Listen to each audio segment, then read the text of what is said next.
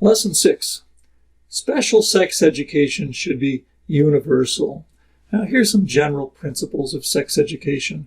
It needs to be more individualized. Sex education has to be more proactive.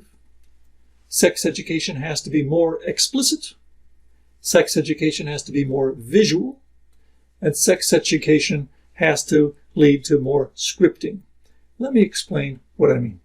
I'd like to review some specific sex education techniques that are especially important for people on the autism spectrum, but boy, would they be good to do for neurotypicals as well. From an early age, parents and educators should use the proper names for body parts and accurately describe sex acts. So we shouldn't say down there, we should say penis, vagina. And for sex acts, we shouldn't say doing the nasty or other such things. Oh boy, we should say penis, vagina, intercourse or penetration. Penis, mouth, penetration, oral sex, etc., so that kids learn exactly what we're talking about.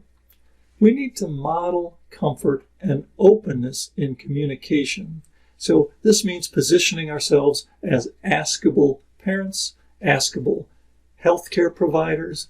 If we appear all uptight and avoidant about these issues, our kids won't be comfortable asking important questions and getting the sex education that they need. We should use pictures, cartoons, videos, social stories, cartoon conversations, all the techniques that are used to ensure good communication with individuals on the autism spectrum. For academics and for social learning, we should use them also for sex education. They work just as well. We should correct unhealthy and distorted misconceptions. A lot of sex education happens by looking at internet porn. So we should police kids' exposure to these sites. But as teenagers get older and young adults, the internet is their primary way to learn about sexuality and sex. Open conversation, addressing misconceptions. There's a lot of bad education that happens on the internet. So we want to be able to talk about this. We might need to do some relationship supervision and coaching for people with autism.